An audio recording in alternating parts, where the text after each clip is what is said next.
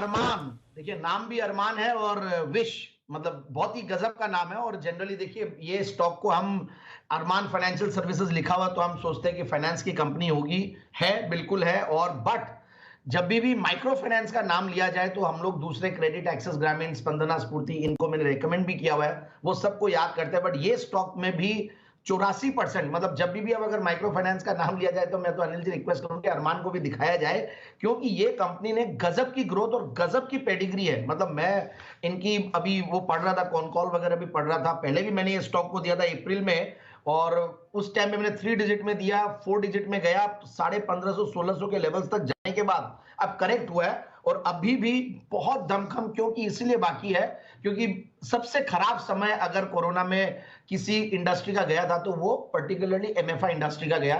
उस खराब दौर को ये निकाल के पूरी जून 2021 से लेकर अगर जून 2022 को कंपेयर करें तो टॉप लाइन तो डबल हुआ ही है, और बॉटम लाइन 4 गुना हुई है। मतलब 4 करोड़ का पैट था, उसके सामने 16 करोड़ का पैट। और एमएफआई में कंपनी ने जबरदस्त अपनी गुजरात से स्टार्ट करके आज पूरा ऑलमोस्ट काफी सारे ज्योग्राफीज में आ गई है, और 308 करीब ब्रांचेस है, 55 करीब इनकी 2 व्हीलर डीलरशिप्स है, 110 डिस्ट्रिक्ट्स में है, 8 स्टेट में है, और 5.25 लाख लाइव कस्टमर्स है इनके। इस तरीके का इंफ्रास्ट्रक्चर एक खड़ा किया है कंपनी। और मैं ओवरऑल मैनेजमेंट को देख रहा था तो बहुत ही क्वालिफाइड मैनेजमेंट है, और 100+ इयर्स का लैंडिंग एक्सपीरियंस, अगर पूरे कंबाइंड एक्सपीरियंस देखे मैनेजमेंट का तो इस तरीके का। और मिस्टर जयेंद्र पटेल ने इस कंपनी को 1995 में लिस्ट करवाया था, और उसके बाद अब ये बहुत ज्यादा अच्छा कर रही है। और सबसे बढ़िया बात है, मैं अगर इसकी शेयर होल्डिंग पैटर्न की बात करूं तो आप देखिए सैफ पार्टनर्स, जिनका अब जो नाम है, इसमें 22% के इनकी शेयर होल्डिंग है इसमें। तो एक तरीके से ये एमएनसी कंपनी मान लीजिए आप, करीब 24-25%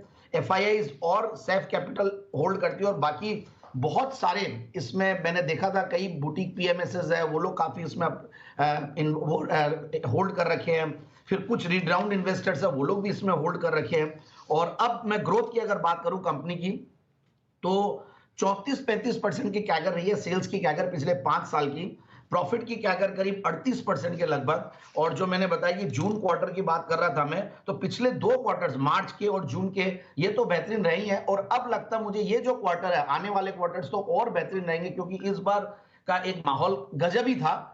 सबसे बढ़िया बात तो ये था कि इस बार जो फेस्टिव सीजन था उसमें भी बहुत जबरदस्त डिमांड देखने को मिली, और अब 2 साल बाद एक्चुअल इनको फाइनेंस का बिजनेस और डिस्ट्रीब्यूशन करने का मौका मिला।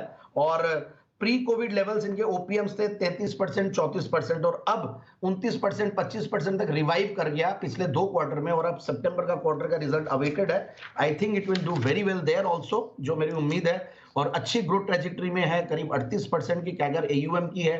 तो ओवरऑल नेट इंटरेस्ट इनकम भी 34% की ट्रेजेक्टरी में है। मेरे हिसाब से स्टॉक को लेना चाहिए 1590 से लेकर 1630 के टारगेट के लिए।